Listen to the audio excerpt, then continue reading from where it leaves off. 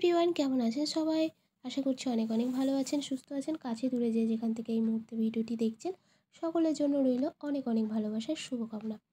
তো চলুন প্রকৃতির সাথে মিলেমিশে আমরা একাকার হয়ে যাই, আর সুন্দর সবুজে ঘেরা মাঠ ঘাট দেখতে দেখতে প্রথম থেকে শেষ অবধি আমার সাথে থাকার অনুরোধ রইল। আশা করছি ভিডিওটি আপনাদের ভালো লাগবে।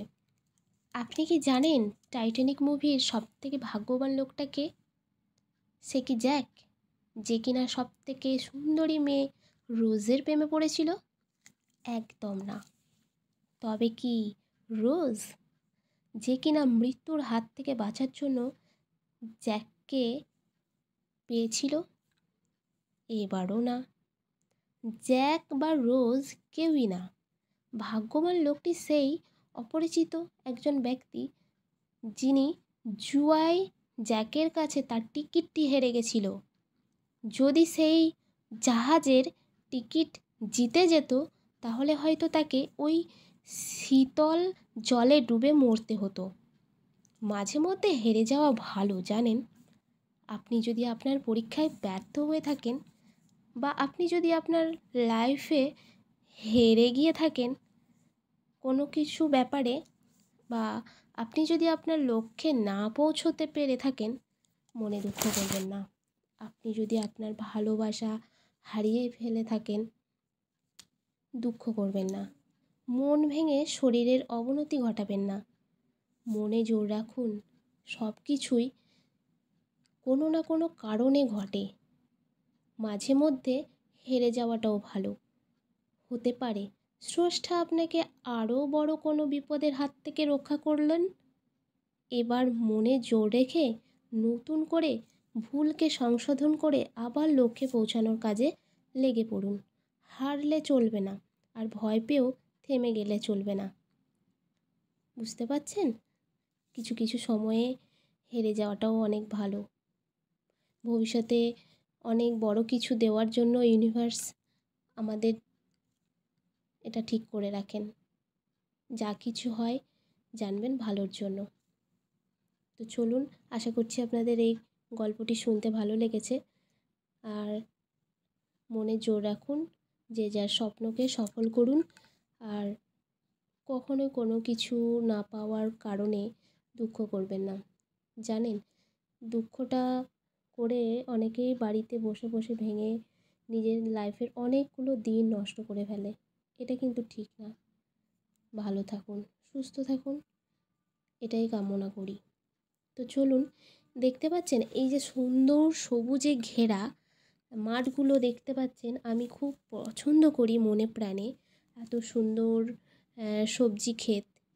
মানে আমার নিজস্ব কোনো সবজি ক্ষেত নেই, আমার বাপের বাড়িতে অনেক বড় সবজি ক্ষেত রয়েছে, মাঠঘাট রয়েছে। সেগুলোতে ছোটোবেলায় উপভোগ করতাম, কিন্তু বিয়ে হয়ে গেছে প্রায় 11 বছর। আজকে 11 বছরের জার্নিতে সুন্দর এই যে পরিবেশগুলো উপভোগ করছি এত বছর পরে, মানে শ্বশুরবাড়ির কাছাকাছি এলাকায় পিকনিক করতে এসে সবই ভিডিওতে দেখতে পাচ্ছেন। কত সুন্দর পালং শাক হয়েছে দেখছেন, শসা, মূলো, বাঁধাকপি, ফুলকপি, ওলকপি, এত সুন্দর সুন্দর সবজি হয়েছে, সিম, বিনস, বেগুন, কাঁচা লঙ্কা, ধনেপাতা, মানে কি হয়নি, এগুলো কিন্তু বিনস গাছ। দেখতে পাচ্ছেন কত সুন্দর বিনস হয়েছে। তো সবজি খেতে এসে সুন্দর যে সবজি বাড়িতে টাটকা নিয়ে গিয়ে রান্না করে খাওয়ার মজাটাই আলাদা।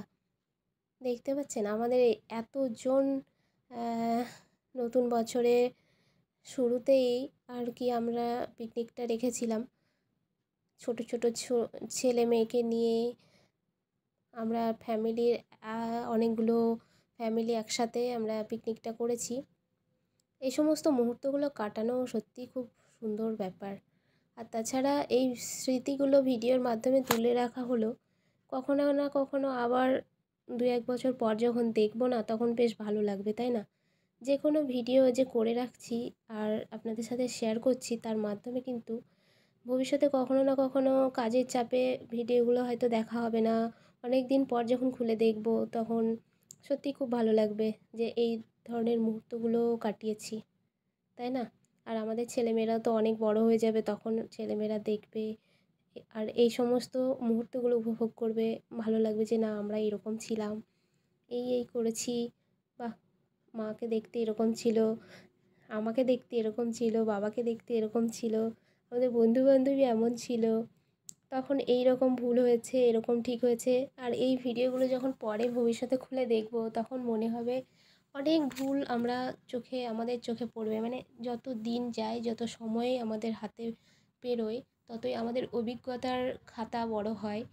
আর আমাদের ছোট ছোট করা ভুলগুলোকে আমরা সংশোধন করতে পারি, বুঝতে পারি যে আমাদের কোথায় ভুল ছিল, কোথায় ঠিক হয়েছে, আর কোন মানুষগুলোর সঙ্গে থাকা উচিত, কোন মানুষগুলোর সঙ্গে থাকা উচিত না।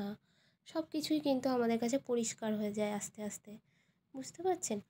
তো মানুষের সঙ্গে মিশুন, কাজ করুন, ভালো থাকুন, আর অভিজ্ঞতা বাড়ান। একবার দুবার ভুল হবে, তিনবারের বার নিশ্চয়ই সংশোধন হয়ে যাবে। তো দেখুন, সকাল থেকে আমরা পিকনিকে ছিলাম দুপুর অবধি, বিকেলে ফিরেছি। তো সকাল থেকে টিফিনে ছিল আমাদের মেন কচুরি, আলুর দম, আর ছিল মিষ্টি। তারপরেই কিন্তু ছিল chicken pakora, sauce, salad, coffee. তারপরেই কিন্তু আমাদের মাটন রান্না হয়েছে, মিষ্টি ছিল, গুড়ের রসগোল্লা, ডাল, এই যে আলু ভাজা, এই সমস্ত কিছু কিন্তু ছিল। যাই হোক, খাওয়া দাওয়া মিলে সব কিছু সুন্দর একটা আড্ডা আমাদের জমে উঠেছিল। তারপরেই কিন্তু আমরা নৌকায় করে ওই চরের আর কি দামোদর নদী নৌকা চালানো হচ্ছিল।